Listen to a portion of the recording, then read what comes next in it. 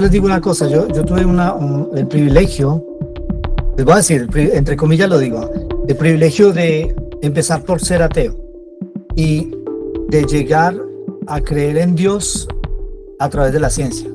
Si les decimos que hubo un estudio científico que fue validado por no sé qué, la revista tal, van a creer.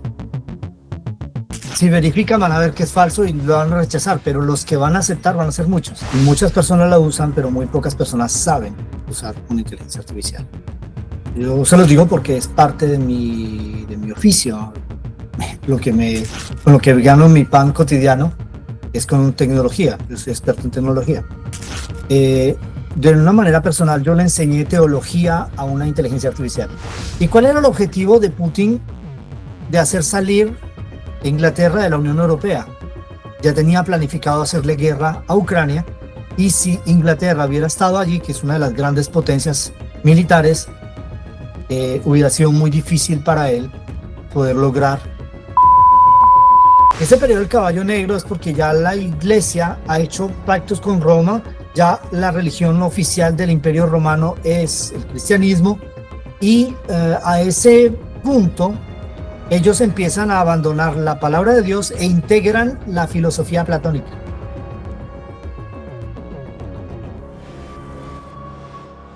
El día de hoy vamos a ver un tema bastante interesante acerca de los mitos y leyendas, cosas que nosotros tenemos en nuestra cabeza, que las damos por hecho que son ciertas, y algunas que ya nos hemos dado cuenta que no son ciertas, pero nos han creado también un tipo de problema mental, ¿no? Porque ahora, bueno, no me quiero adelantar el tema, mejor, Sí, Oscar. tranquilo, David, desarrolla nomás, tranquilo.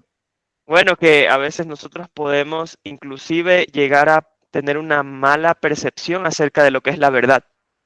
Y eso es bastante peligroso. Exactamente. Bueno, primero de todo agradeciéndoles mucho por la confianza y la amistad de invitarme a compartir con ustedes. Es un verdadero placer y un gusto.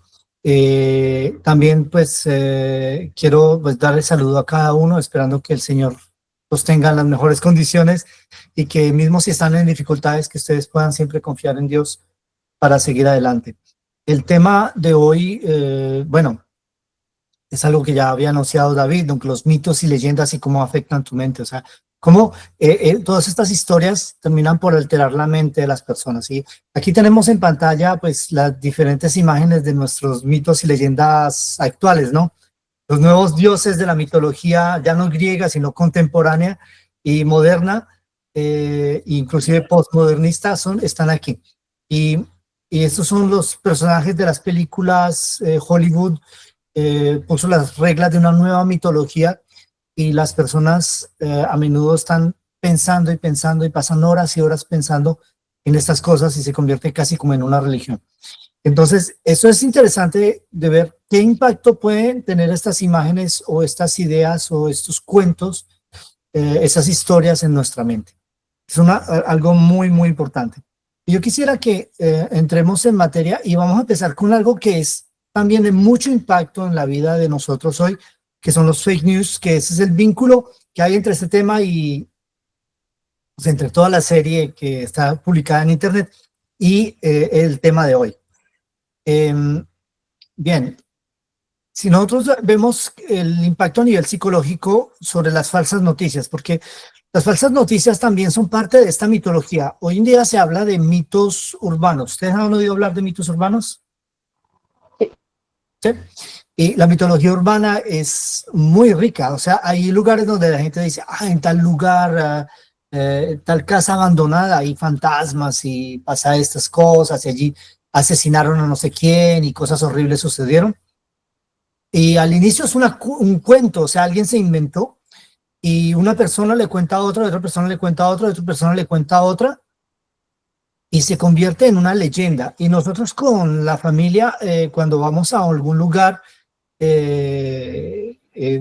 vamos a visitar algún lugar, en Europa especialmente, vamos a visitas guiadas, y a menudo hay guías que cuentan que aquí hay una leyenda de esto, que dicen que pasó tal cosa, que cosas horribles y que sucedió esto. Algunas cosas son verdad, otras cosas dice esto es imaginación de las personas, Y es interesante cómo en todas las sociedades aparece el asunto de estos mitos y leyendas, pero que aparecen como al inicio como una falsa noticia. ¿Sí? Alguien se inventó algo, ¡pac!, lo lanza. Es interesante. Entonces, los fake news que son tan populares hoy, puede ser ese pequeño video de WhatsApp. Atención, va a suceder algo, están preparando qué sé yo, un arma química para matar a todo el mundo a través de tal cosa y este video lo van a quitar, por favor propáguelo lo más rápido que pueda, a la mayor cantidad de personas posibles, por favor ayúdenos a salvar a la población mundial, etcétera. O sea, hay gente que es muy sensacionalista, tiene una creatividad muy poderosa para darle fuerza a estas falsas noticias. Esas falsas noticias son completamente inventadas. Durante un tiempo nosotros tratamos el problema de las falsas noticias dentro de nuestro grupo acá, porque muchas personas seguían creyendo en esto. Y empezamos a estudiar cuáles son los métodos de verificación de una falsa noticia. ¿Cuáles son las herramientas que podemos usar para saber si esa noticia es verdadera o falsa? Los análisis que se pueden hacer, etcétera. Y esto ayuda a muchos miembros del grupo. Y esto es algo muy importante. Entonces, las falsas noticias tienen un impacto a nivel de nuestra mente. Y todos estamos expuestos a ese impacto psicológico que depende de varios factores, ¿no? Y el primer factor es la situación personal. Cuando alguien está pasando por una situación difícil, cuando alguien está pasando por una situación desesperada y que necesita absolutamente tener esperanza en algo, va a ser más sensible a esas falsas noticias. ¿Qué piensan ustedes de esto? Como leíamos en la lectura de mente, carácter y personalidad, cuando la mente no está habituada a ver el lado positivo o a llevar la mente cautiva a Cristo, sino que somos como por más tendencia un poco más como ansiosos o preocupados, cuando vemos esas falsas noticias nos genera mucha más ansiedad. Exactamente. Y un estado de ansiedad profunda facilita la receptividad a informaciones sin verificación, a ideas falsas. Entonces, las personas, según la situación personal, van a ser tal vez más débiles y van a resistir menos a las falsas noticias. La educación. Esto es un punto importante. ¿Ustedes conocen un poco la historia de España? Durante la Revolución de Franco, fue un periodo de terror absoluto, un periodo de dictadura en España. Franco, una de las primeras cosas que él hizo fue destruir el sistema de educación.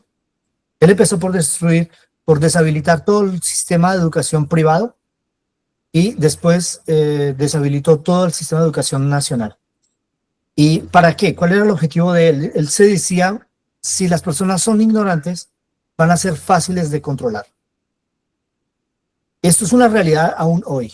O sea, la educación, los estudios nos ayudan a ser menos susceptibles, menos sensibles a las falsas noticias. Hay muchas personas que terminan por ceder aún teniendo estudios, pero esto puede ser por diferentes factores, pero en general se analiza que desde un punto de vista estadístico, las personas que tienen un nivel de educación, entre más elevado sea el nivel de educación, menos facilidad tienen de recibir una falsa noticia o de aceptarla, una falsa noticia. Entonces esto es un punto muy importante. ¿Qué piensan ustedes de la importancia de la educación para esto? Muy importante porque, como bien dijiste, pero que yendo un poquito más allá, también en el ámbito académico, en el tema de las fake news, también existe eso como los estudios fantasmas, ¿no? Se hizo un estudio con 400 personas allá en la universidad XYZ y resultó de que este producto es beneficioso para nuestra salud. Pero ese informe es fantasma, alguien lo inventó. Y Es entonces interesante lo que estás diciendo. Sí, cuando nosotros, cuando nosotros tenemos justamente ya un nivel un poquito más académico, decimos, pero es un informe académico, mira, ¿ves? Eso también podría también ser una fake news, ¿no? Exactamente, es muy interesante porque uno de los métodos de verificación de las fake news, ellos entendieron, o sea, las personas que hacen fake news, abro un paréntesis para explicar, las personas que hacen fake news, ellos entendieron de que las personas van a tender a verificar. Entonces, decir, bueno, si verifican, pues estamos fritos. Pero los que no verifican, que nos van a hacer confianza, si les decimos que hubo un estudio científico que fue validado por no sé qué, la revista tal, van a creer. Si verifican, van a ver que es falso y lo van a rechazar, pero los que van a aceptar van a ser muchos. Entonces, ellos hacen eso, y uno de los métodos para evitar de caer en un fake news es cuando se cita un estudio. Cuando uno cita un estudio científico, uno tiene que dar la fuente, el año, la descripción del estudio y el scope. El scope es la cantidad de personas que participaron en el estudio. Esto debe permitir a las personas que oyen que usamos ese estudio como referencia, que puedan ir y buscar las fuentes y verificar si eso es así o no. Eso es lo que llaman las fuentes verificables. Cuando nosotros redactamos documentos, explicamos que el documento tiene fuentes verificables. Entonces, si yo doy, por ejemplo, una cita de Ellen White, la persona puede ir y buscar el libro y constatar de que así dice. O si yo cito la Biblia, está en la Biblia. O si yo cito una fuente de información, BBC News o CNN o cualquier otra cadena de información, pueden ir al sitio de esa cadena de información y buscar la noticia y ver que si es así, que yo no lo inventé. Entonces, esto hace que la fuente sea verificable. Muchas personas que hacen fake news juegan con esto. Entonces, dan fuentes, dice, según tal fuente, según tal otra, y no les importa. Es mentira. Entonces, la ventaja es de que cuando dan esas fuentes, si uno verifica, se da cuenta de que lo que están diciendo es completamente falso. Eso es muy interesante. Hay que ver también los detalles y todas las cosas. Bueno, sobre los métodos de verificación podríamos hacer todo un tema, pero bueno, eso sería tal vez en otra ocasión. Entonces, la educación ayuda mucho porque la educación ayuda sobre todo a estructurar el pensamiento. ¿Qué es estructurar el pensamiento? Es poner las ideas en orden. Es entender que es lo más importante, es tener apoyo en conocimientos intelectuales. Yo les digo que la Tierra es plana. ¿Quién de ustedes me cree? Creo que no se conectaron todavía los que creen. No se conectan aún, ¿verdad? ¿Pero por qué? Porque ustedes han estudiado que la Tierra es esférica, porque hay pruebas científicas, porque hay estudios, hay fuentes fiables, porque hay la observación. Los que han ido al mar, ustedes se dan cuenta cuando uno mira la línea del horizonte es curva, no es una línea recta. Se alcanza a ver la curva, es muy leve, pero se alcanza a ver. Entonces, todos esos elementos hacen de que ustedes no caigan en la trampa de creer que la Tierra es plana. Entonces, eso los protege de las falsas noticias. Ahora, el grado de sensibilidad a la opinión de los demás, esto sí que es un problema tamaño familiar. ¿Qué dices, Itamar, de esto? Pues sí que cuando uno tiene miedo también bueno, no miedo, pero cuando a uno le importa bastante lo que los otros dirán, es como que se crea un efecto de grupo y uno va a seguir a los demás. Sí. Va a seguir a lo que los demás dicen y ya no le importa si es verdad lo que dicen o si no lo es, con tal de seguir y de estar en las normas del grupo. Sí, es verdad. Ay, mira que de eso yo tengo un ejemplo. Durante el COVID conocí a un señor que estaba haciendo fila, ¿no? Pues para la vacuna. Pero él decía que eso era pura patraña, así que no era cierto, que era una pandemia falsa. Sí, o sea, como creada por el humano, ¿cierto? Entonces, pero igualmente él estaba haciendo la fila para ponerse la vacuna. Fue bien raro porque pues uno le decía como, bueno, pero sí, o sea, si tú ya sabes eso, ¿por qué estás haciendo esto? Y él decía como, no, pues es que igual tengo que hacerlo. Sí, o sea, fue muy, muy extraño. Sí, de verdad. El grado de sensibilidad a la opinión de los demás puede modelar el pensamiento y el comportamiento de las personas. Está también el asunto de la cultura, y esto sí que es un lío. Bueno, en Europa, yo no quiero decir que la subcultura europea es superior en todo a las otras culturas, pero hay cosas en las que sí funcionan bastante bien.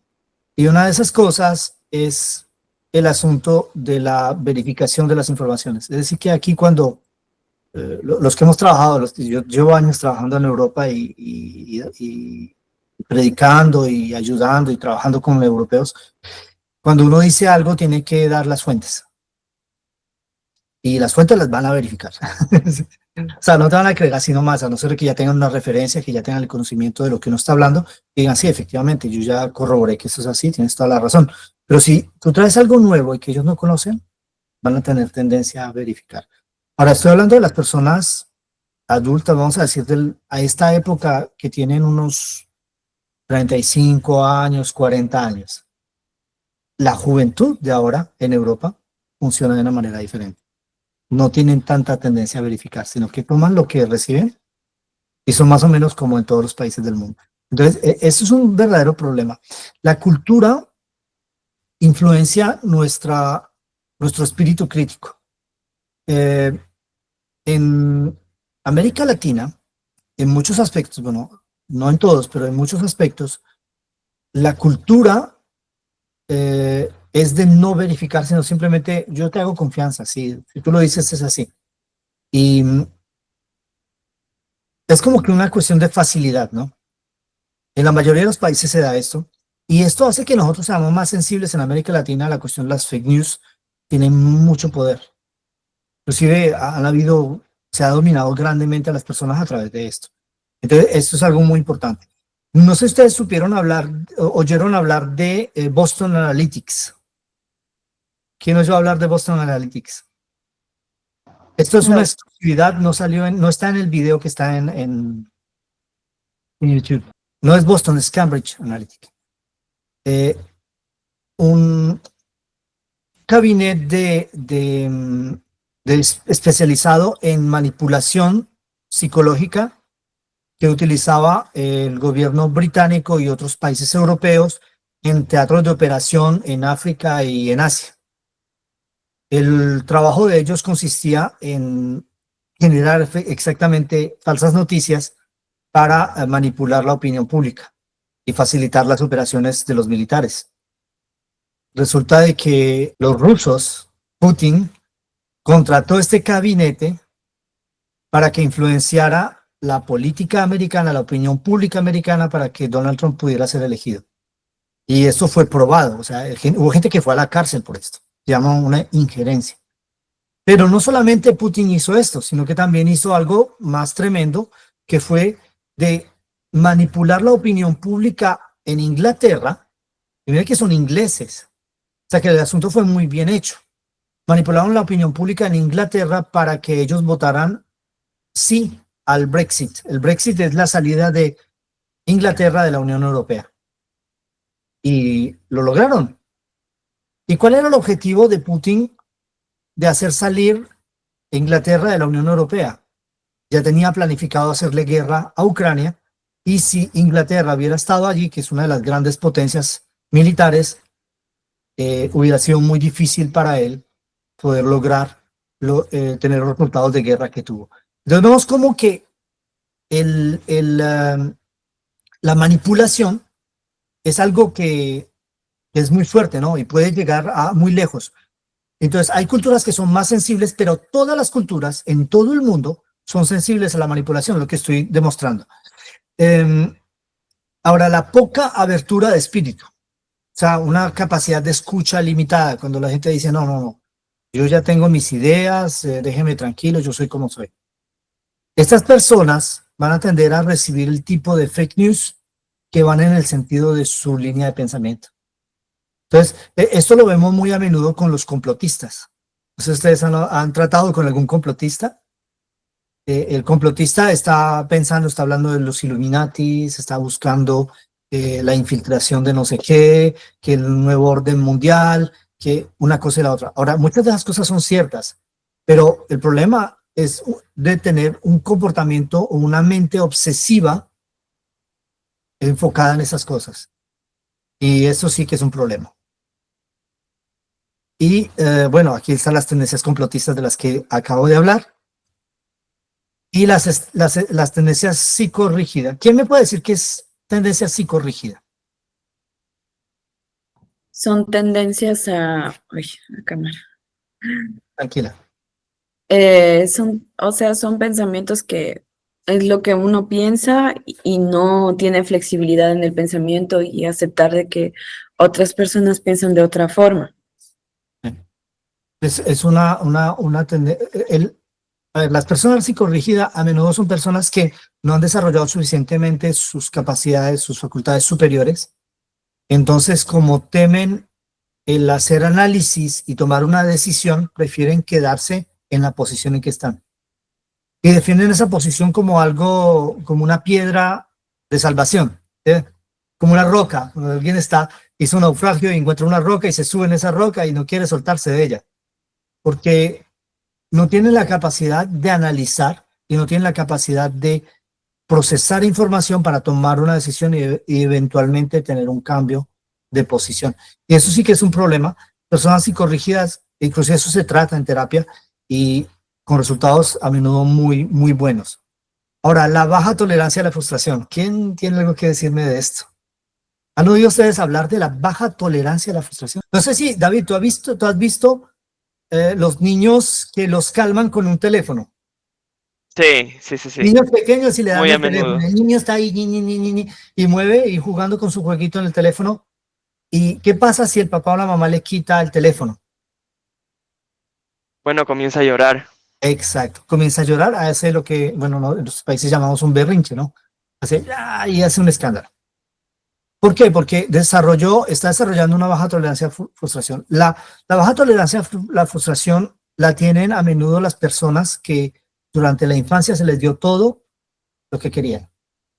Que Quizás nunca, los tenistas cuando pierden un punto y rompen su raqueta, que puede ser así. también, eso es una forma de baja tolerancia a la frustración, pero el punto es de que la persona que no está sometida a la frustración, y miren que estoy diciendo que la frustración es algo bueno, no constantemente, pero es algo a lo que tenemos que estar enfrentados. Yo con mis hijas, bueno, me decían, papá, me quiero comprar esto. Yo, está bien, recoge dinero y cómprate. Pero ¿cuánto me va a demorar? No, hagamos una cosa. Por cada euro que tú recojas, yo te doy 4. O yo te doy 2. Y empezaban a ahorrar. Entonces les dábamos el dinero así y ponían 1 euro acá, 1 euro acá. Y hasta que tenían y se compraban. Inclusive recuerdo una vez que mis hijas dijeron, queremos comprar una tableta, hacer esto. Yo les dije, no, esperen más, ahorren más para que compren algo mejor. Llamar, ¿qué pasó? No esperamos. ¿Y qué pasó? Y nos compramos una maluquita que nos duró solo un mes. Entonces, y después les dije, ay, papá, tenías razón, tienes que Sí. saber esperar. Desde ahí sí le escuchamos. Desde ahí sí le escuchamos. Es parte de la educación, ¿no? Entonces, nosotros a veces nos acostumbramos a querer tener todo así. Y los medios técnicos, bueno, no sé cómo sea en Ecuador, porque en Ecuador como que Amazon no funciona tan bien, ¿no? Es más complicado de comandar cosas. Pero aquí, por ejemplo, aquí se quemó un foco. Ya, porque busca en Amazon la referencia del foco. ¿No? Y al otro día llegó. No tengo ni siquiera que salir a la tienda a comprarlo. Y cualquier cosa que necesita lo comando en línea y necesitamos un taxi, tenemos una aplicación, el auto está allí afuera en menos de 5 minutos. Antes conseguir un taxi era un cuento, había que salir a la avenida y poner la mano, esperar que alguien parara o llamar por teléfono y que hay que esperar, que esto, lo otro, o tomar cita. Bueno, hoy en día todo es más fácil y todo nos llega así, directo.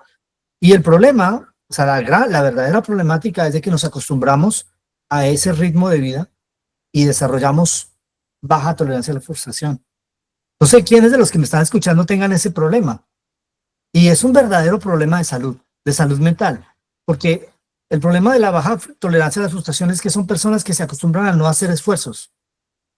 Porque cuando uno, por ejemplo, alguien dice, yo quiero ser ingeniero, Bien, perfecto, quieres ser ingeniero, empieza a trabajar bien en la escuela.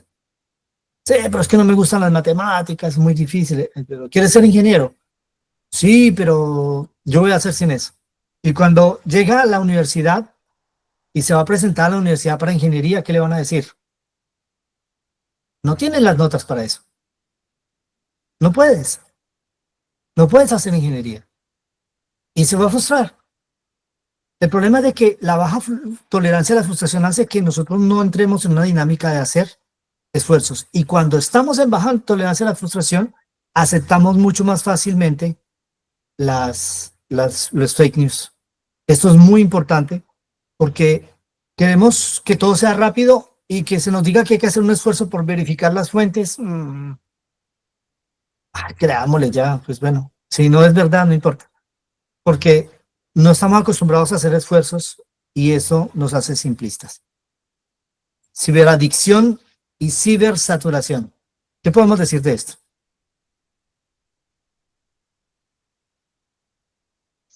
Es como cuando uno no, o sea, como que la persona no le deja como tiempo como a la mente de procesar como lo que vio, sino que sobrecarga más y más y más la mente, no sé, o scrolleando, o en este Twitter, ¿cierto? Sí. Uno ve a las personas, voy a tomar aquí con el teléfono,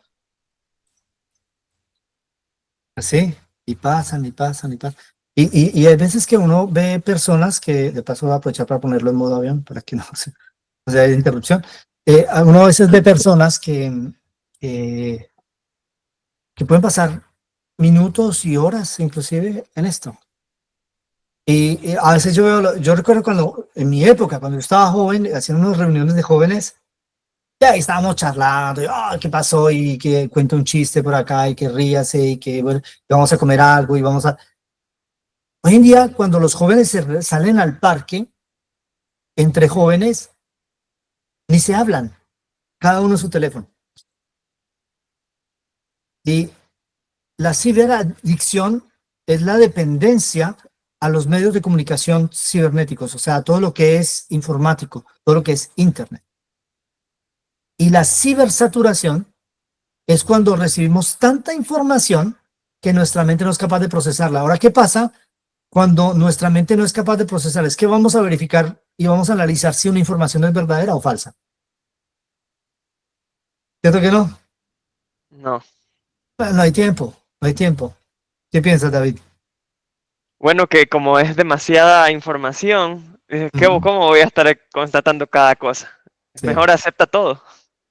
Hay una cosa, yo no sé si ustedes están al tanto, pero en técnicas hay una disciplina que se aprende y se estudia, que es la ingeniería social. La ingeniería social, yo trabajo en el área tecnológica, ¿no? Entonces, se utilizan los principios de ingeniería social. Obviamente yo siempre pongo salvaguardias éticas en la utilización de esto, pero hay quienes no utilizan esto, no utilizan salvaguardias éticas, sino que hacen lo que les da la gana, disculpen la expresión. Se pueden manipular a las personas a través de los medios de comunicación. Y una de esas técnicas se llama el flooding. El flooding viene del término inglés que significa inundación. O sea, yo te voy a inundar de información. De manera tal que es tanta información que tú no vas a tener el tiempo ni vas a tener la capacidad mental de discernir si esto es verdad o es mentira. Y estos son técnicas también de manipulación. Entonces, los fake news a veces nos atacan por el punto de vista, del punto de vista del flooding. Y podemos recibir a través de las redes sociales, a través del WhatsApp o a través de Facebook o a través de cualquier otra red social, Reddit y otras redes que hay, X, etcétera. Podemos recibir tanta información que seamos incapaces, nuestra mente es incapaz de procesar todo y termina por aceptar lo que se le dice. Entonces, esto también nos hace vulnerable. Y el último punto es la falta de cuestionamiento por temor a parecer ignorante. Hay personas que por alguna razón no pudieron hacer estudios o no pudieron hacer los estudios que esperaban y cuando están en compañía y que se les presenta una información y que dudan de esa información, no se atreven a cuestionarla por temor a parecer ignorantes. Van a decir, no, yo no creo en eso. ¡Guau! ¿Tú no crees en esto? ¿Qué te pasa? ¿No estás al tanto? ¿Sí ven el punto? Y entre amigos a veces las personas tienen temor de decir, no, pero esto no me parece correcto. Y es un problema real. Y la falta de tiempo e interés para profundizar en los temas, que es el mayor de los problemas. Yo quisiera hacer una pregunta y al final les voy a dar una pista de la respuesta, pero para que ustedes piensen. ¿Quiénes de ustedes saben qué es el wokismo? ¿Ok? ¿El qué? Wokismo. W-O-O-K-I-S-M-O. Wokismo. O el wok. No viene quizás de la cultura woke, ¿no? La cultura wok, sí, está conectado con la cultura wok. Bueno, David tiene una pista. Bueno, vamos a hablar un poco acerca de esto al final, ¿ok? Que tiene mucho que ver con todo esto que acabamos de decir. Bien, vamos a lanzarnos, vamos a escrutar los mecanismos de la mente. Todo niño puede, yo quisiera, a ver, vamos a una cosa, vamos a repartir las lecturas. ¿Quién me puede leer Cristo nuestro Salvador, página 23, párrafo 2? Vamos. Yo puedo hacerlo. Dice, Gracias. todo niño puede obtener conocimientos de la misma manera como Jesús los obtuvo. Solo debemos dedicar nuestro tiempo a aprender lo que es verdadero. La mentira y las fábulas no nos serán de provecho. Una cosa interesante, bueno, ustedes son jóvenes y yo no sé hasta qué punto ustedes crecieron entre mentiras y fábulas y no sé si sean conscientes del impacto que eso tiene en su visión de las cosas espirituales hoy en día. Es que ustedes se han hecho esa pregunta. Pues en mi caso, por ejemplo, yo crecí con una familia pues secular, ¿cierto? Entonces no estaban como ni en religión ni nada de eso. Y pues no sé qué tanto influirán mis creencias religiosas ahora, porque pues sí he como dejado de lado un montón de cosas que sí tenía muy presente, pero pues yo creo que sí influye, ¿no? Porque pues uno creció como rodeado de estas fake news y como reeducar la mente. Ahora ya pues uno ya más eh, mayor, pues sí, claro, es difícil, es complejo. Sí. Siempre hay ciertas dificultades, es algo con lo que tenemos que luchar, tenemos que tener conciencia del problema si queremos resolverlo. Es interesante. Ahora, otro texto de Ellen White, el párrafo siguiente, si alguien desea leerlo, por favor. Solo la verdad es de valor, y esta podemos aprenderla de la palabra de Dios y de las obras del Altísimo. A medida que estudiemos estas cosas, nuestra mente se fortalecerá, nuestros corazones se purificarán y seremos más parecidos a Cristo. Ahora, cuando yo les hablo de mentira, ¿cuál fábula es la primera que les viene a la mente? Las fábulas populares. ¿Qué personaje? Si hablamos de fábulas, la que usualmente pequeños nos contaban, la de Pedrito y el lobo, el niño que constantemente decía, Muy viene el bien. lobo, y viene el Sí, lobo, sí. y no le creyeron cuando realmente llegó. Esta es una de las más conocidas. Disney ha explotado mucho otra fábula que habla acerca de, o sea, que pretende enseñarle a los niños a no mentir. Hay un cierto personaje que le pasa algo cuando miente. Pinocchio. Pinocho. Pinocho es una de las fábulas más conocidas sobre la cuestión de la mentira. Y se le enseña a los niños, ay, sí, o sea, yo he escuchado tan a menudo, si se pone mentiroso le va a crecer la nariz como Pinocho. ¿Ustedes han escuchado eso? Sí, claro. ¿Sí o no? El problema es que esto es una mentira. O sea, lo que quiere resolver la mentira es en sí una mentira. ¿Quién no sabe que Pinocho es una historia inventada? Cuando uno está niño, a mí no me gustaba Pinocho. No me gustaba Pinocho. ¿Por qué no? ¿Por qué no? No, porque los personajes me parecía una historia demasiado oscura, demasiado... Es que daban la película, en esa época daban la película de... O sea, con actores y todo eso.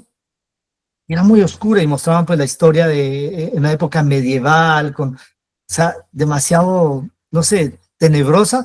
Y a mí no me gustaba esa historia. Pero yo en mi mente no discernía que eso era una fábula, que era una simple historia.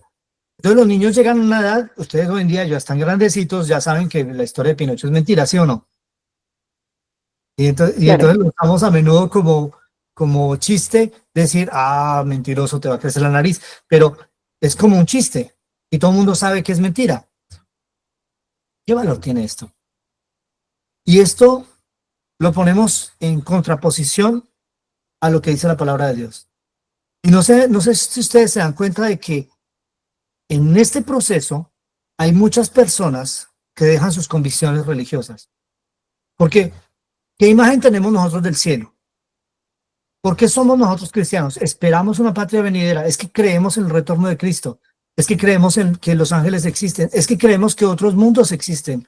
Que el pecado solo pudo dominar esta tierra, que es el mundo donde el teatro de operaciones de Satanás se instaló, que es el mundo en el que nuestros padres, Adán y Eva, fueron vencidos, que por esa causa ellos cayeron en pecado, pero que un día Cristo va a venir para redimirnos. Es que creemos eso. O es que estamos poniendo nuestra espiritualidad al mismo nivel de esas historias que sabemos que son falsas. Y a mí en mi trabajo me decían, compañero de trabajo, yo trabajo en un área tecnológica científica y un compañero me decía, ¿y usted, Oscar, usted cree en eso? Con su nivel de estudio, con los años de experiencia que tiene, ¿y usted todavía cree en cuentos de hadas? Cuentos de hadas. Esta frase es típica de una persona que ha puesto las cosas de Dios al nivel de las fábulas. Y el asunto de que como todos hemos crecido de una u otra forma con estas fábulas, bueno, excepto los que crecieron en hogares adventistas. Yo conocí el adventismo tarde en mi vida, tenía 19 años, 19, 20 años. Entonces, antes de eso yo conocí otras cosas. Los que crecieron en un hogar adventista, pues de pronto no tuvieron esa experiencia, pero los que no crecimos en hogares adventistas, tenemos que recalibrar nuestra concepción de las cosas espirituales y decir, no están al mismo nivel, están a un nivel más alto. Es decir, estas son las cosas de Dios y estos son simples mentiras. Pueden hasta desaparecer. Y esto requiere un esfuerzo mental. Entonces, yo no sé hasta qué punto esto tenga impacto en nuestra espiritualidad. A veces no hacemos esfuerzos por cambiar, no hacemos esfuerzos por moldear nuestro temperamento, no hacemos esfuerzo por retomar el control sobre nuestras facultades inferiores, porque sencillamente no tenemos una esperanza real en las promesas del cielo. Y esto sí que afecta a nuestra experiencia espiritual. Afecta de una manera muy directa. ¿Qué piensan ustedes, chicos? Mira que ya que lo pones así, yo creo que sí, claro, porque pues uno como creció con esta, ¿cómo fue que lo dijiste ahorita? Como con esta poca tolerancia a la frustración, ¿cierto? Y como tan saturado de estas fábulas, pues claro, eso sí o sí moldea la mente de tal forma que pues uno no, como que no, o sea, que uno se pone a hacer, a, a- a actuar mal, ¿cierto? A actuar no conforme al carácter de Jesús, pero pues uno dice como no, igual es un proceso, igual sí, ¿cierto? Pero pues realmente sí, como tú dices, si no nos esforzamos, ¿cierto? Sino como que ponemos el esfuerzo mental como en frenar esos impulsos, pues no se va a ver como el avance, ¿cierto? Yo digo que todo es una cuestión de motivación, ¿sí o no? Sí, claro. Es una cuestión de motivación. Mire que peor que esto, de poner al mismo nivel las fábulas, a veces se han unido fábulas a las cosas espirituales. Ustedes han oído todos, me imagino, hablar de la doctrina del infierno. Bueno, hay el infierno, hay el purgatorio, hay el limbo, hay tres, ¿no? De paso, la doctrina del limbo finalmente la quitaron, pero hay mucha gente que cree todavía en eso. Bueno, en fin. ¿Y de dónde salió la doctrina del infierno? ¿Quién sabe la Eh, historia? A ver, bueno, Dante. en Dante Alighieri, pero ¿sí? Pero creo que eso se remonta también ya años antes de Cristo, ya algunos judíos comenzaban a creer en eso. Y también sabemos que Buda hablaba del Naraká. ¿Quién? Y todo Ah, sí, eso Buda, sí. es lo mismo, prácticamente solo que con otra cultura. Sí, o sea, bueno, en la cultura judeocristiana, nosotros tenemos referencias de la historia del infierno a la época Babilonia. O sea, durante la deportación a Babilonia, los judíos integraron la doctrina del infierno, que no es una doctrina bíblica. Eh, los griegos tenían la doctrina del infierno, que viene de la filosofía griega y de la mitología griega. Saben que la religión de los griegos era mitología, es decir, puras mentiras. Eh, y eso es interesante porque, inspirados en la mitología griega, la iglesia cristiana terminó por adoptarlo. Pero ¿cómo lo hicieron? Los cristianos del primer siglo estaban resguardados de esto. Ellos creían solo lo que decía la palabra de Dios, solamente la Biblia. Pero a medida que pasó el tiempo, la iglesia pasó al periodo del caballo rojo, ¿no? El segundo siglo. ¿Y rojo por qué? Porque la iglesia empezó a hacer pactos con Roma.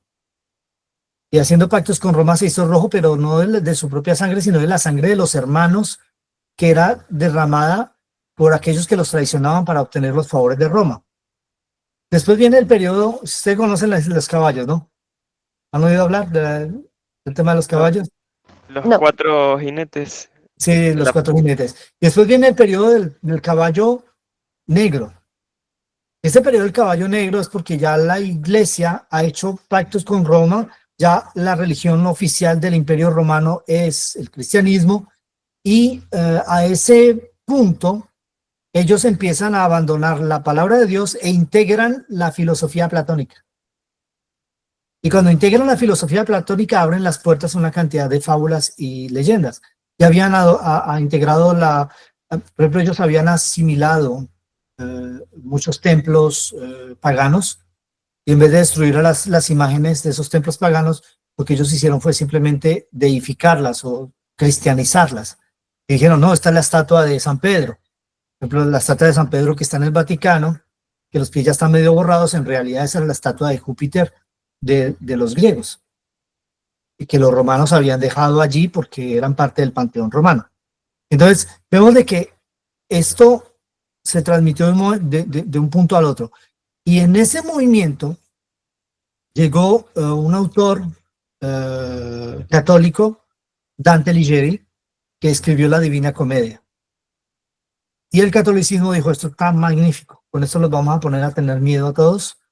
Y ellos, como ya tenían la base de la mitología griega, dicen, esto está perfecto, vamos a tomarlo así. Lo tomaron como casi como una doctrina, y fue integrado dentro de la tradición católica esta obra. Es considerada como una obra sagrada. Entonces, es algo increíble cuando realmente una fábula. Entonces vemos cómo también los mitos y leyendas pueden afectar a las personas. Hay muchas personas que han muerto en sufrimiento atroz del temor de pensar que van a ir al infierno. Hay muchas personas que se han alejado de Dios por esto. ¿Por qué? Porque se les presenta a Dios como un Dios castigador, un Dios que destruye. Entonces hay muchas falsas ideas que se mezclan en la mente. Y de paso, ustedes ven esto es que Avengers, no sé si han oído hablar de los Avengers. Claro. Los Avengers realmente es la reciclaje de la mitología griega, y ahí está mezclado con magia y con un montón de otras cosas, y esto hace que estas mentiras vuelvan a entrar en circulación en la mente de las personas hoy en día. Entonces, esto también hace parte de la problemática que nos puede transformar.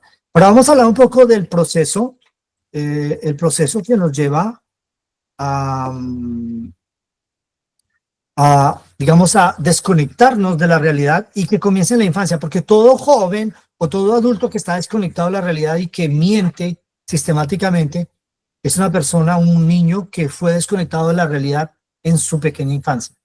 Entonces, el conocer el proceso también nos puede dar ideas o pautas de cómo podemos arreglarlo. ¿Ok? ¿Lo lanzamos? El primer elemento Sí. es la observación.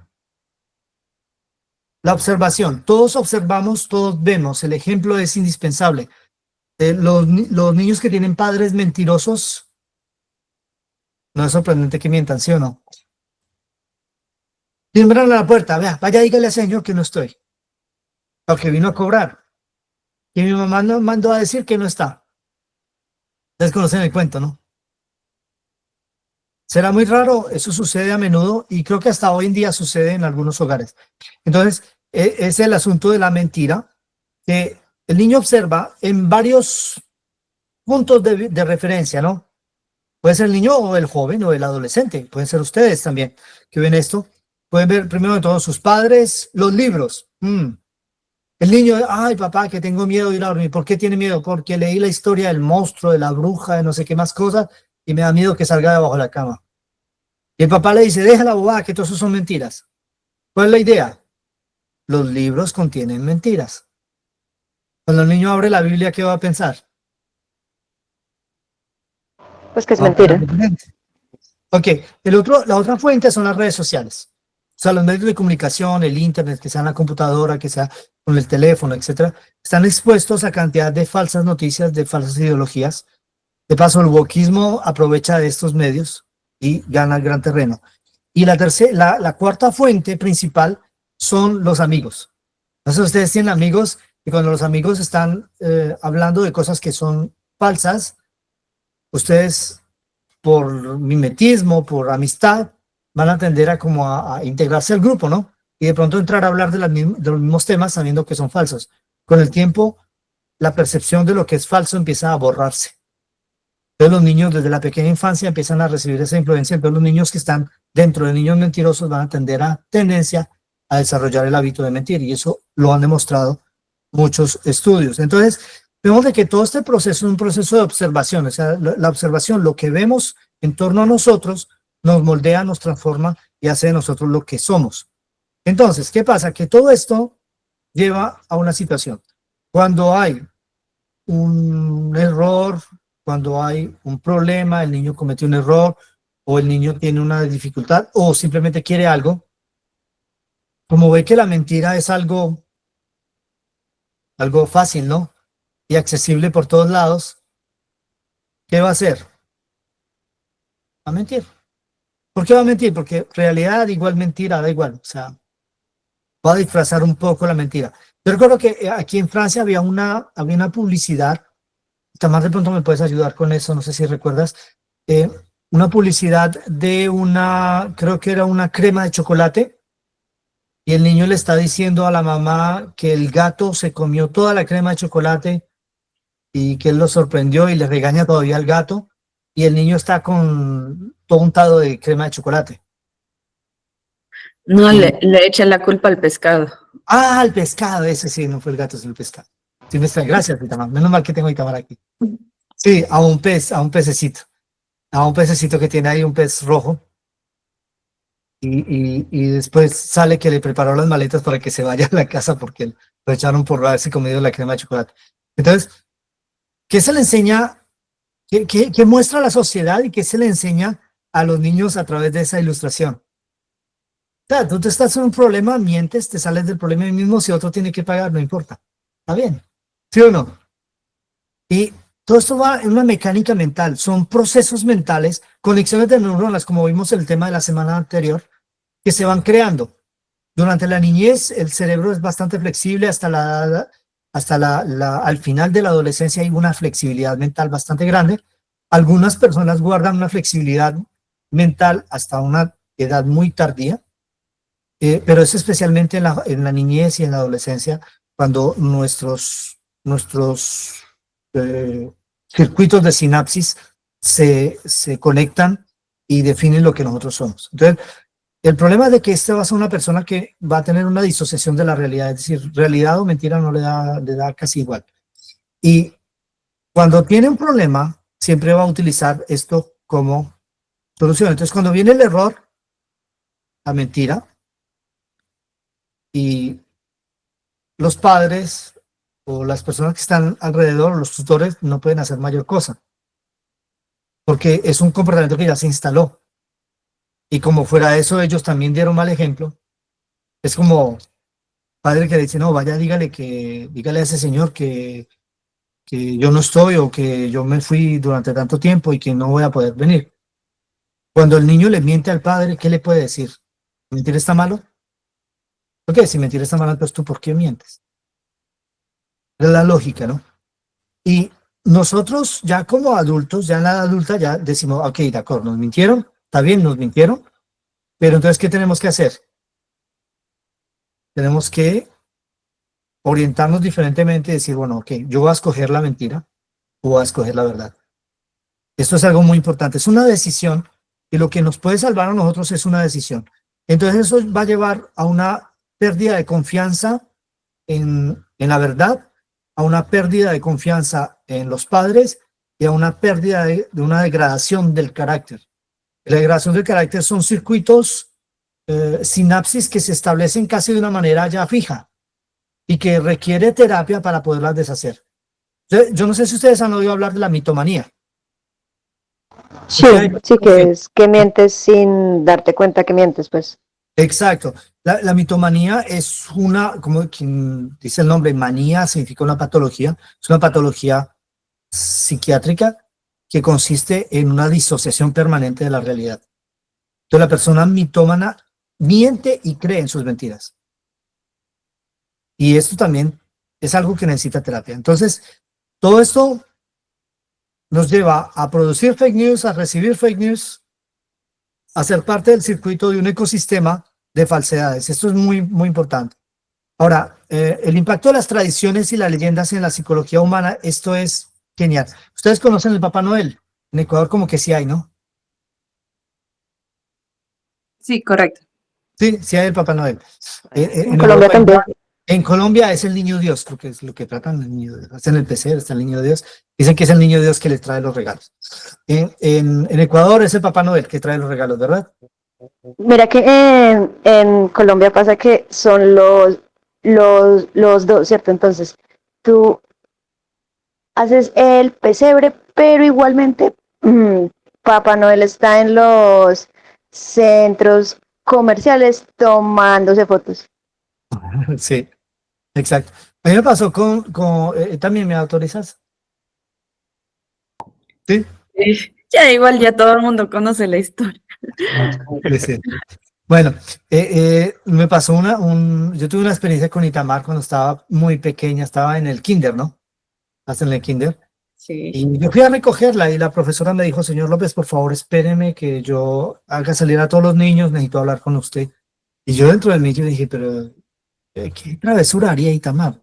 Que de costumbre ya no hace travesuras, ¿no? Y entonces, bueno, me vine a hablar con la profesora y la profesora estaba muy seria y me dice, señor López, ¿cómo le parece que su hija, estábamos haciendo eso fue en diciembre, estábamos haciendo la actividad sobre el Papá Noel? Ellos hacen pues el dibujito del Papá Noel y que trae los regalos y bueno, un montón de actividades manuales.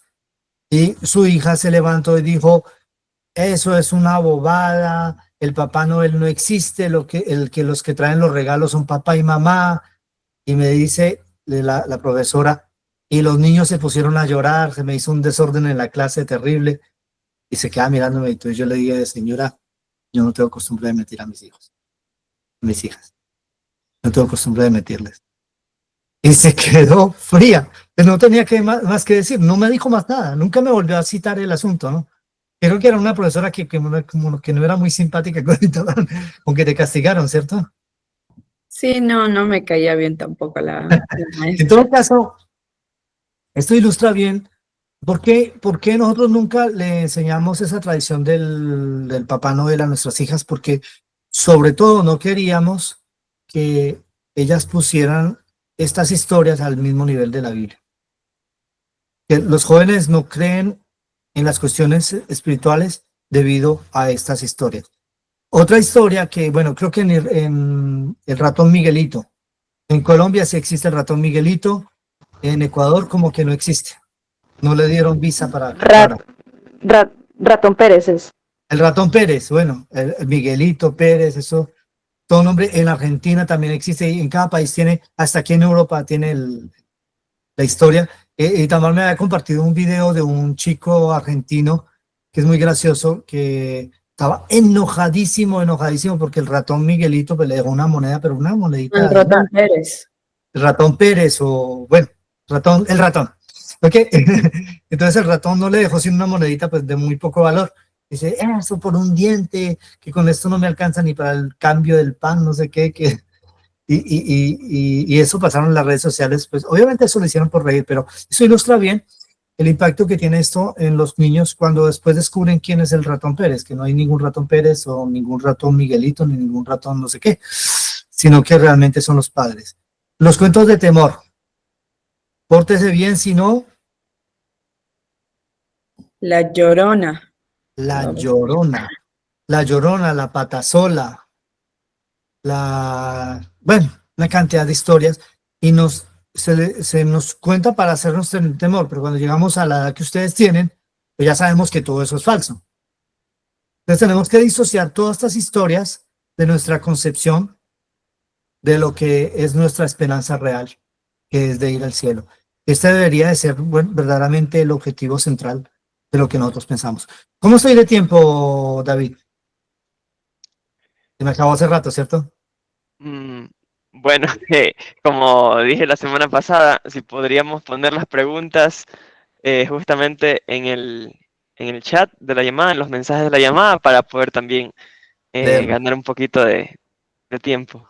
Vale. ¿Qué tal? ¿Alcanzo a hacer otra diapositiva? Sí. Ok. Vamos a ver lo que dice Ellen White acerca de este tema. En Consejos para los Ministros 127.1 dice lo siguiente. ¿Quién desea leerlo, por favor? Yo puedo leerlo. Bueno, gracias. Hay otra clase de libros, historias de amor y cuentos frívolos y excitantes, que son una maldición para todos aquellos que los leen, aun cuando el autor les añada una buena moraleja. Con frecuencia se entretejen declaraciones religiosas en estos libros, pero en la mayoría de los casos Satanás está vestido como ángel para engañar y seducir a los incautos. La práctica de leer cuentos es uno de los medios empleados por Satanás para destruir almas.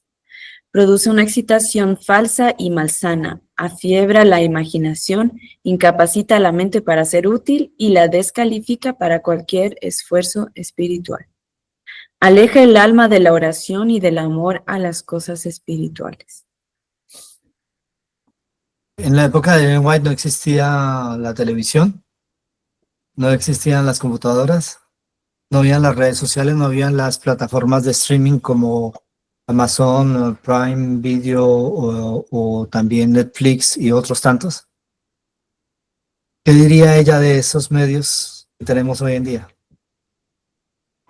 Ven, Bueno, pero sin irnos tan lejos, en los, ¿cómo se llaman estos? En el momento de los niños, pues, como en el culto, ¿cierto? Hay veces que cuentan historias que pues no son realmente de, de la Biblia, ¿sí?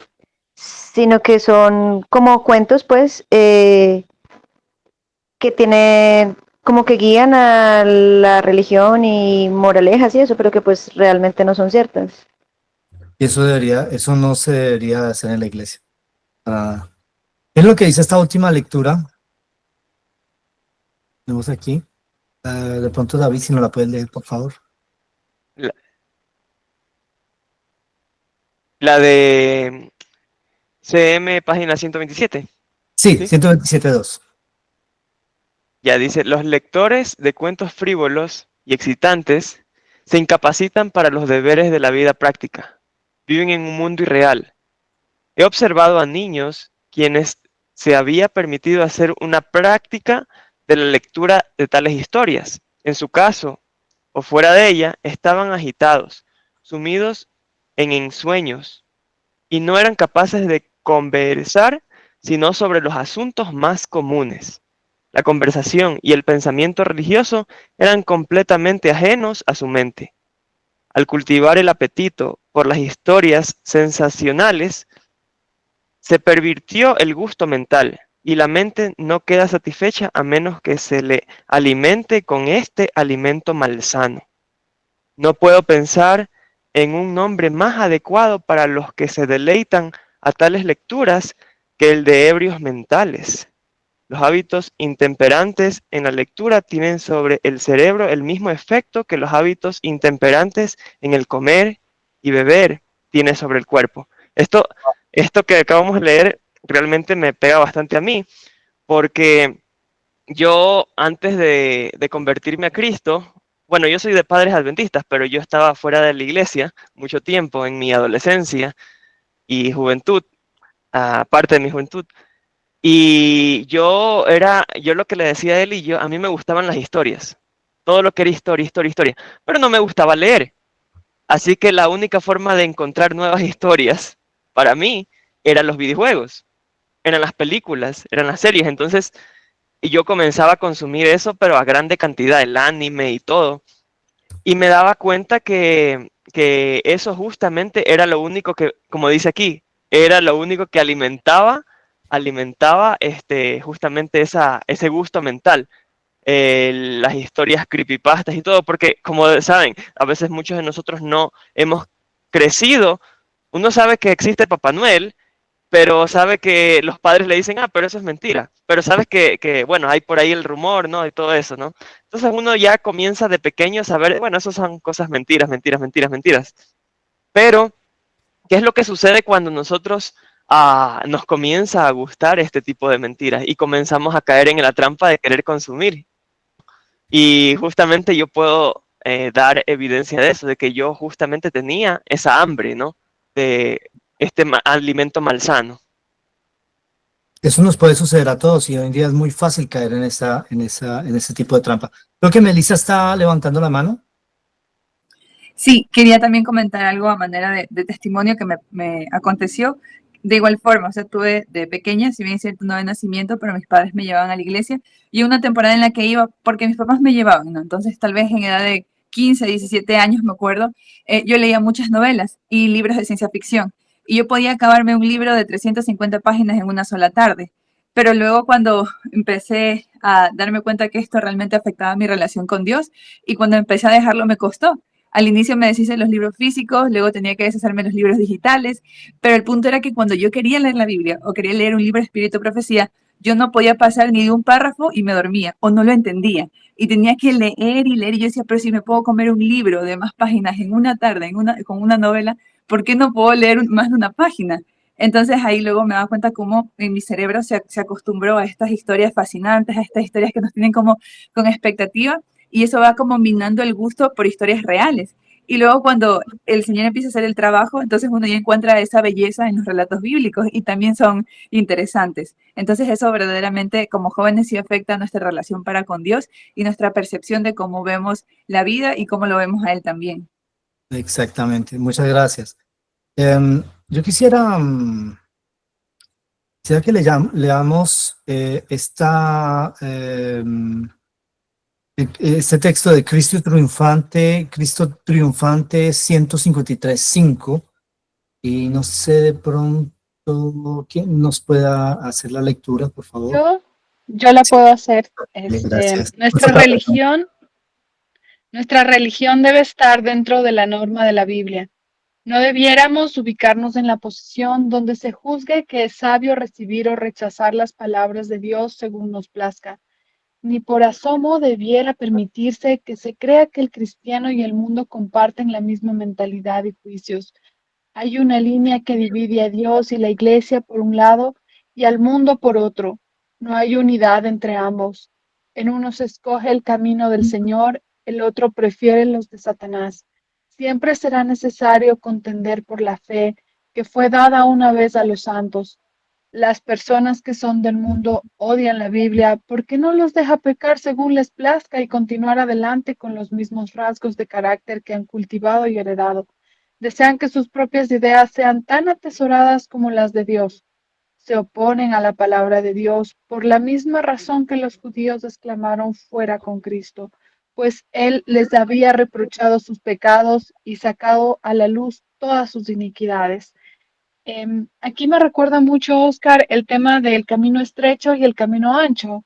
Como Exacto. Satanás hace el camino ancho, porque esa puerta es ancha, porque entran todos nuestros gustos, entran todas nuestras aficiones, que que es fácil engancharse y ahora ya ni se lee, ¿no? Ahora es muy fácil engancharse con toda el bombardeo que hay de todo lo que hay en entretenimiento, pero es mucho más difícil y es la puerta estrecha el generar estos hábitos de estudiar la palabra de Dios, de orar, pero es una puerta estrecha donde no entran nuestros gustos personales, no entran aquellas aficiones que nosotros hayamos tenido. Entonces, Dios nos pone a escoger, ¿qué quieres? ¿La puerta ancha o la puerta estrecha? Entonces, es muy difícil que salgan todas esas imágenes que entran a nuestro cerebro. Mira que estábamos preparando con David unos temas para los jóvenes que es de música, de películas, y estábamos explorando qué era lo que, o sea, como hace 5 años nosotros dejamos de consumir esto. Han pasado muchas cosas en estos 5 años y porque hablábamos con Jardín de preparar música que es actual. Entonces, como ya estamos desactualizados, nos tocó como ver qué era lo actual. Y al ver los videos musicales que en estos 5 años, ahora, ¿cuáles son los de tendencia?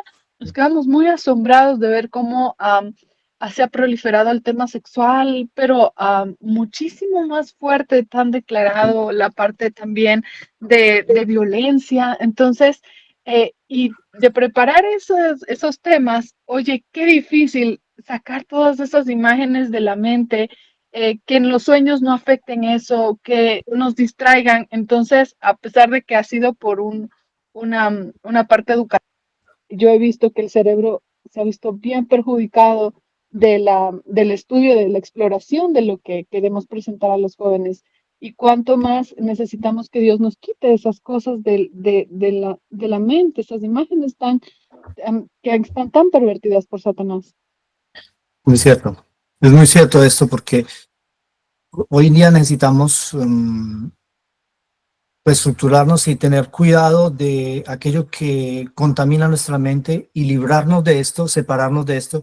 Y yo quisiera terminar con un texto, que es un texto muy, muy importante. Yo no sé hasta qué punto ustedes entiendan lo que esto implica.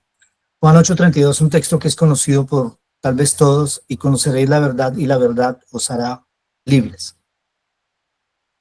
Y este es un texto importante y muchas personas dicen, sí, la verdad es una información correcta. Y es verdad, la verdad es una información correcta. Pero la verdad es mucho más que una información correcta. La verdad de la que habla este texto es mucho más que eso. Es la persona verdad. Y Jesús dijo, porque yo soy la verdad, el camino, la verdad y la vida. Nadie viene al Padre sino por mí. Jesús es la verdad. Es decir, Jesús es la persona verdad. Y el conocer la verdad, y Tamar me conoce porque es mi hija. ¿Y por qué me conoce? No solo porque es mi hija, sino porque desde pequeñita convive con nosotros. Es decir, es el fruto de una relación. Hay padres que han tenido hijos y los han abandonado. Y los hijos dicen, yo sé quién es mi papá, pero no lo conozco. O algunos dicen, yo nunca conocí a mi papá. ¿Sí o no? ¿Conocemos nosotros a Jesús? Conocemos la verdad.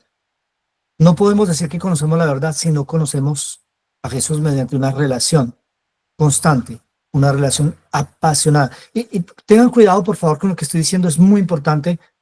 Debemos tener una relación apasionada por Jesús, con Jesús. Yo digo apasionada es que sea nuestro anhelo profundo, la sed de nuestra alma, el buscar a Jesús a través de su palabra.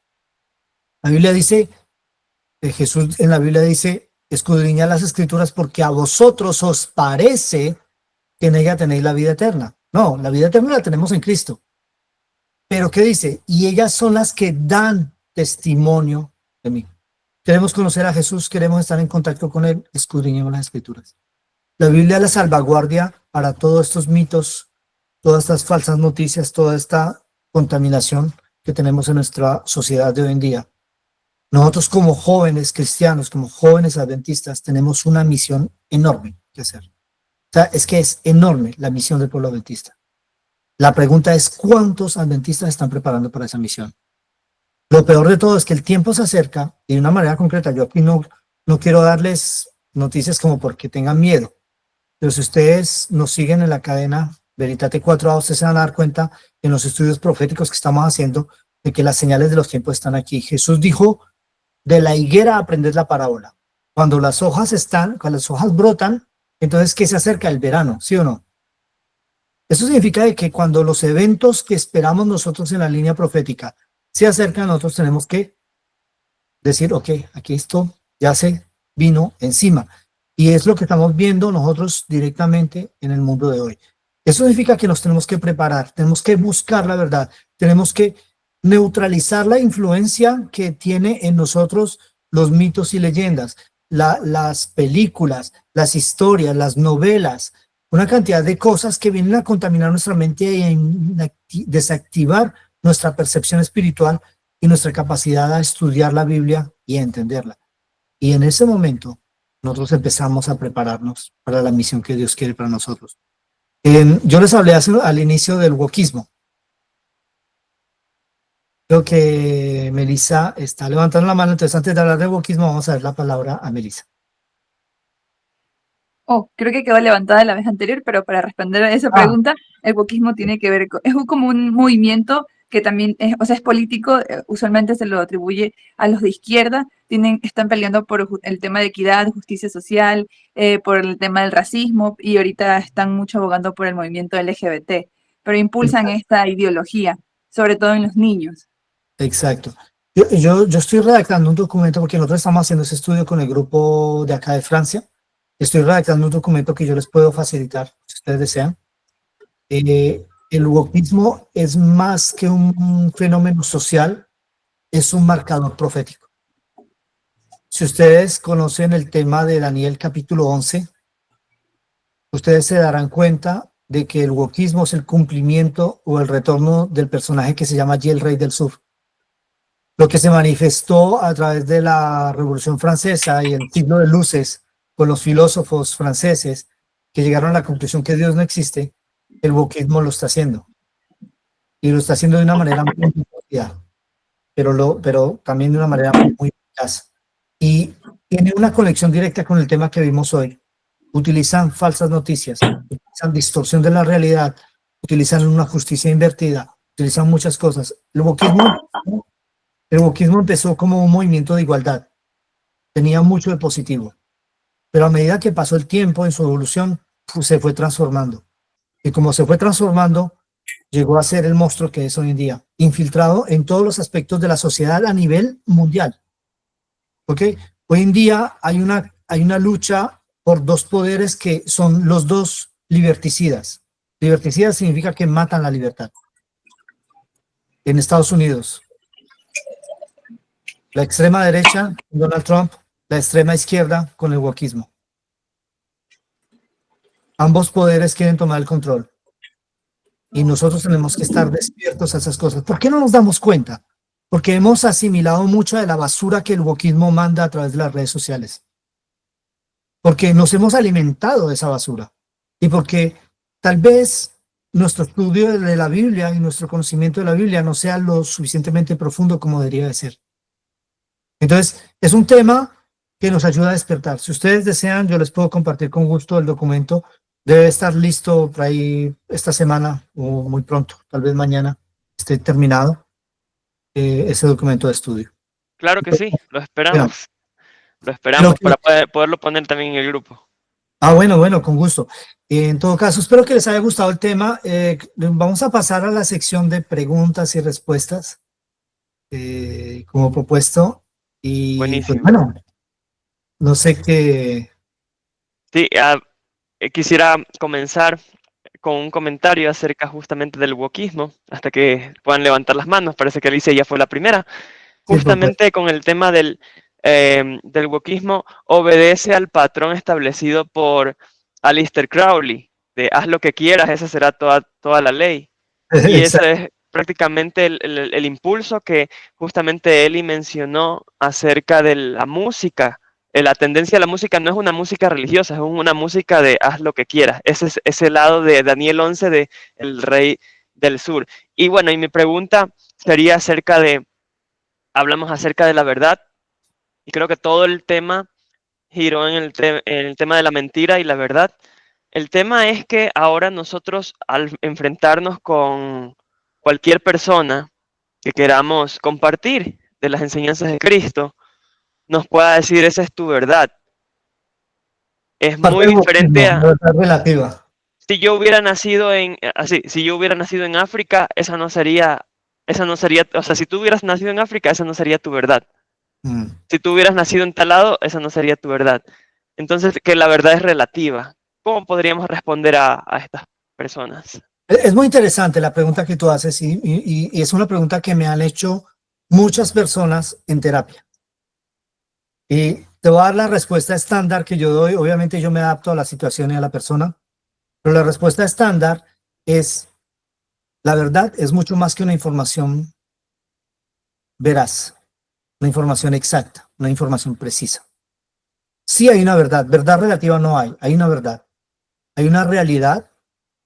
Ahora, la interpretación de una situación puede ser relativa, pero hay una sola verdad.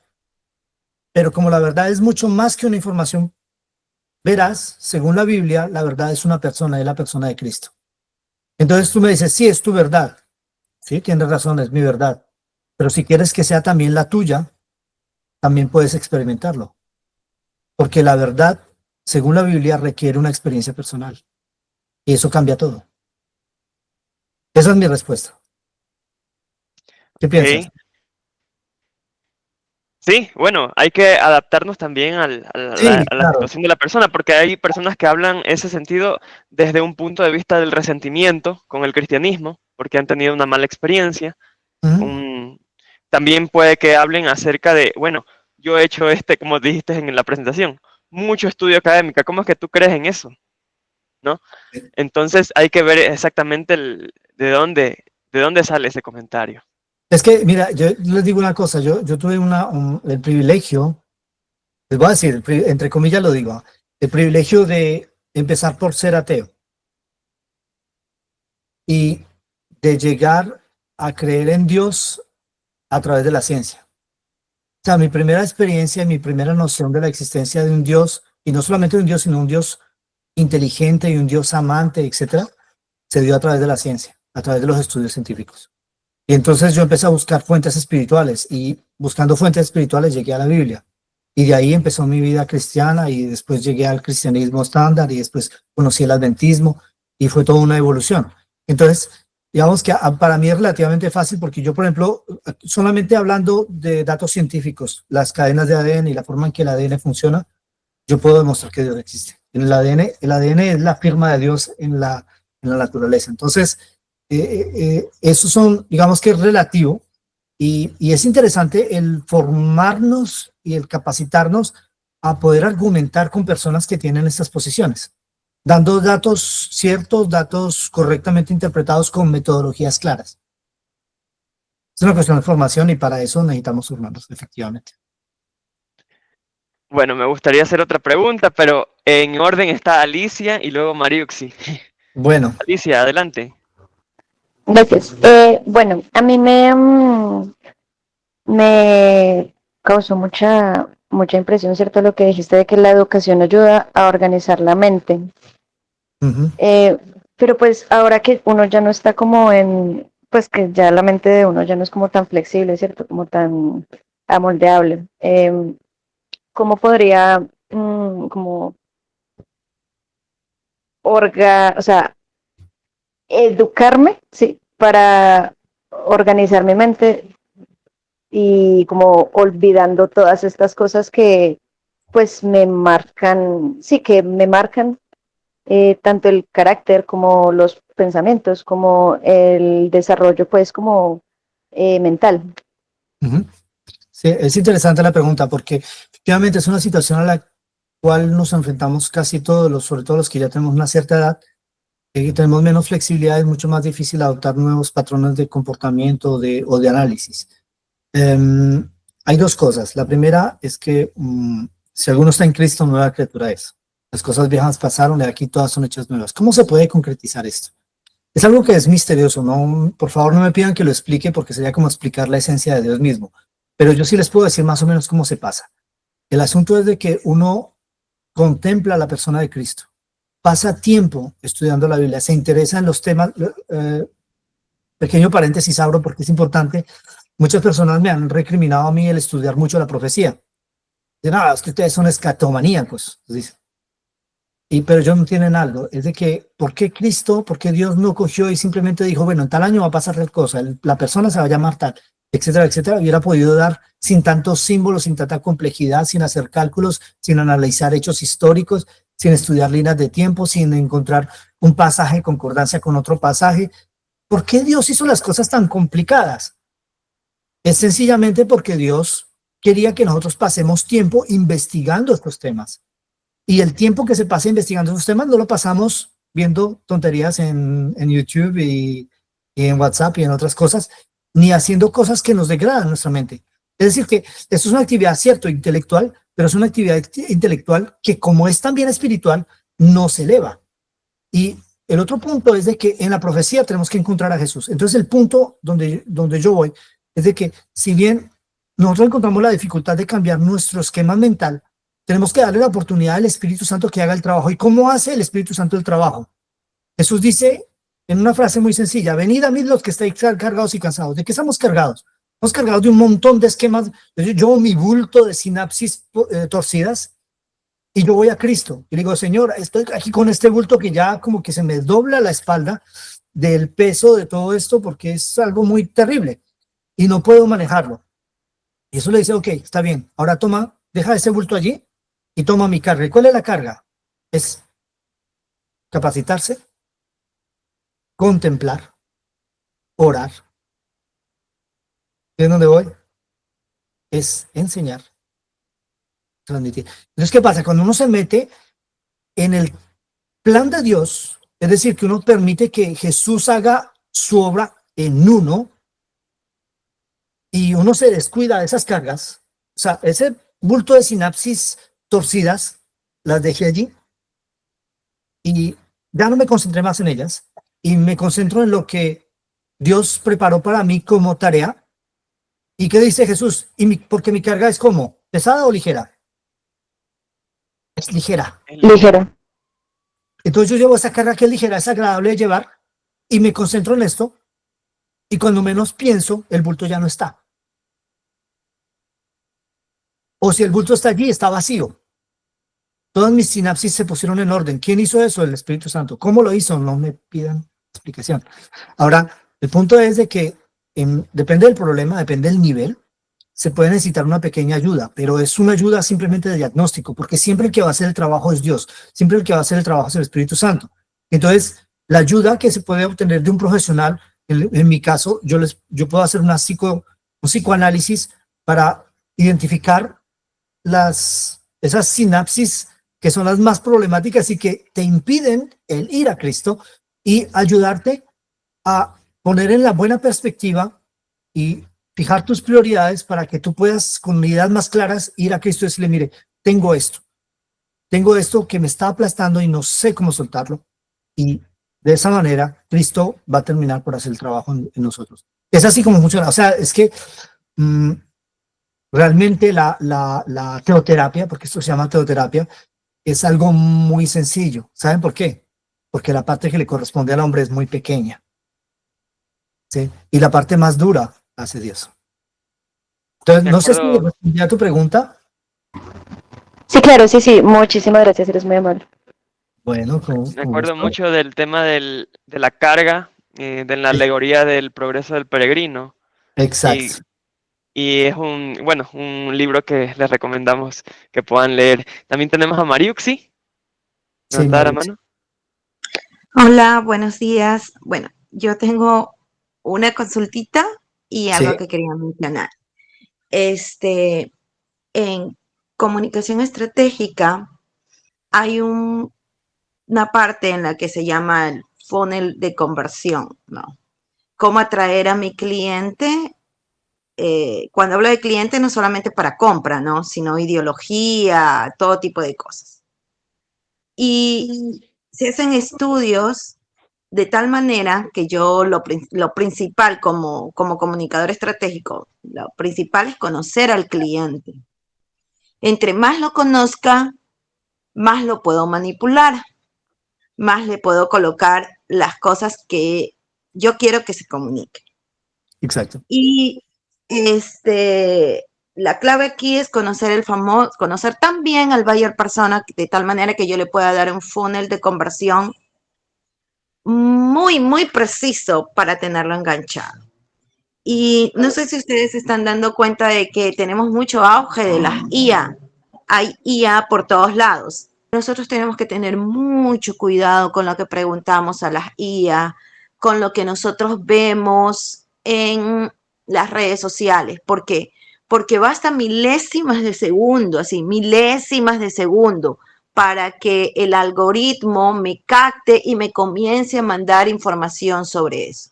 O sea, todo está diseñado. Por ejemplo, cuando uno entra a una página web, el botón de pago está en la parte superior derecha, no porque se les ocurrió al diseñador, al comunicador, no, está hecho porque se han medido con los ojos de la persona hacia dónde va directo el ojo al momento de ingresar a la página web. O sea, todo está diseñado a eso.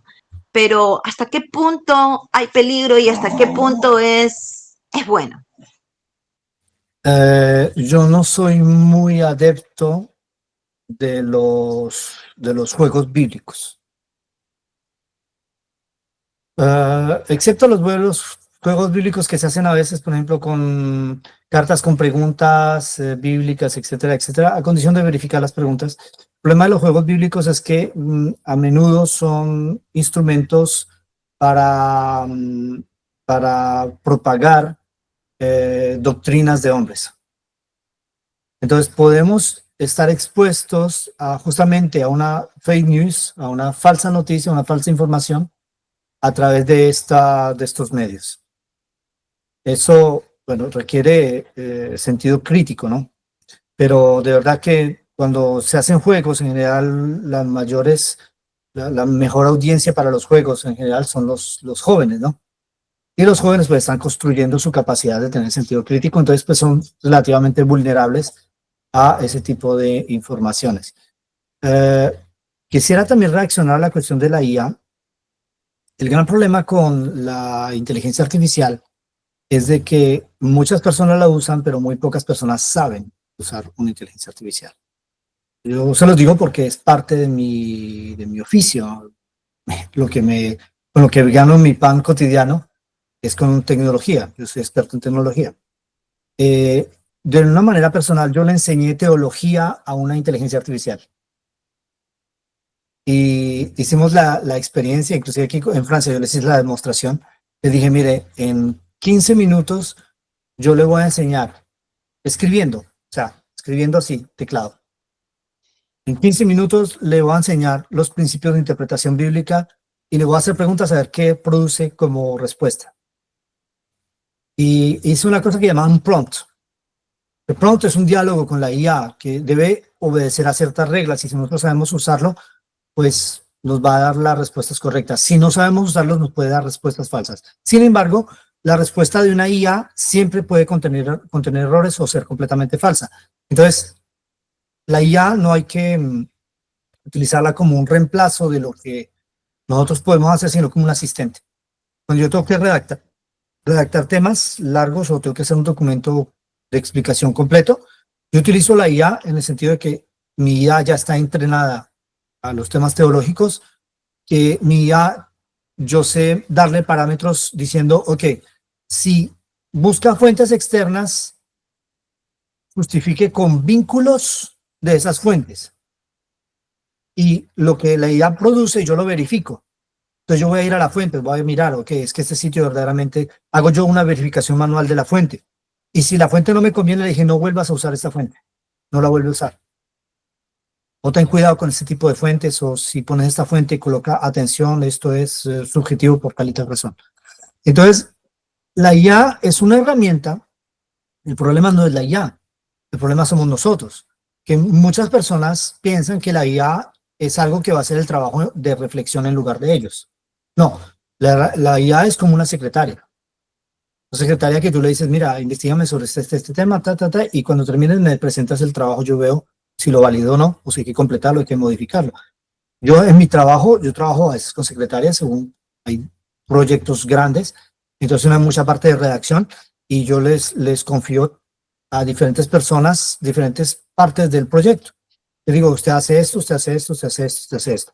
Y cuando terminan, ellos me mandan todos los documentos, yo los verifico todos sin que falte uno y hago observaciones. Ok, esto aquí te falló, aquí no, aquí está falso, tal cálculo está equivocado y eso da los resultados correctos. La IA es un problema por la forma en que la manejamos.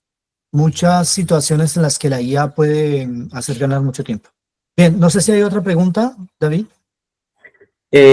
Por ahora no, solamente quería añadir de que en nuestra experiencia, él y yo con la IA, se podría decir que también, como dice Mariuxi, se alimenta también de nuestros datos, porque si yo le hago la misma pregunta en el chat de Eli, de mi esposa, me va a dar quizás una respuesta diferente. Quizás por lo que hemos estado investigando, realmente nosotros al principio, a mí me comenzó a tirar información falsa que quería como que ganarse mi aprobación, algo así. Pero después pillé de que habían cosas que no eran correctas, corregí esos asuntos y como dices tú, ya no me vuelve a decir mentiras para darme, por así decir, crédito a lo que yo estoy preguntando o al interés que estoy queriendo tener. Entonces, pero no cuando cojo una IA que no es de mi cuenta. Entonces quiere decir eso, que se está alimentando de lo que me gusta y de lo que no me gusta, para darme una respuesta. Le puedes dar las reglas de funcionamiento. Por ejemplo, mi IA sabe cuáles son mis temas de predilección. Entonces yo le digo en el inicio del prompt, vamos a hablar de tal tema, utilice fuentes verificables, agregar los vínculos a las fuentes, verificar 2 veces, seguir una estructura lógica, etc. Entonces yo le doy las instrucciones, enseguida le digo, vamos a hablar de tal tema. Y yo, por ejemplo, le digo, todos los textos tienen que estar basados en la versión Reina Valera 1960. El contexto tiene que estar justificado, etcétera, etcétera, etcétera. Y yo lo hago, ¿por qué? Porque esa información esto en un ciclo de vida. Entonces, ¿qué pasa? Que yo ahora lo que estoy haciendo es instruyendo la IA y después de un tiempo, ese cache de información va a pasar al dominio público. Deja de ser privado. Yo lo parametré para que deje de ser privado después de un tiempo.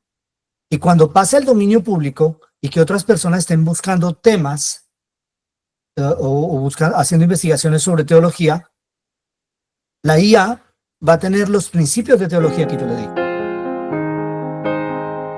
¿Ok?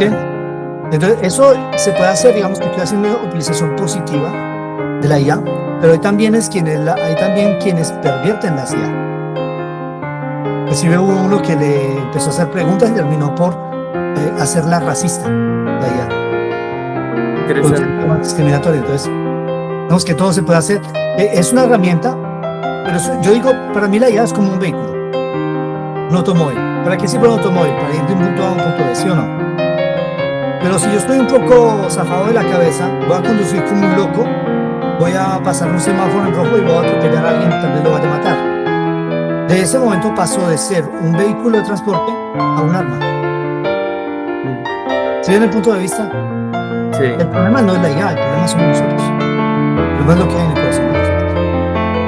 Te vamos a pedir que nos puedas cerrar con una oración, Oscar, por favor. Bueno, vamos a orar. Padre del cielo, te damos gracias por el privilegio inmenso de poder estudiar tu palabra juntos. Gracias por todos nuestros amigos que se conectaron y gracias por acompañarnos en este día.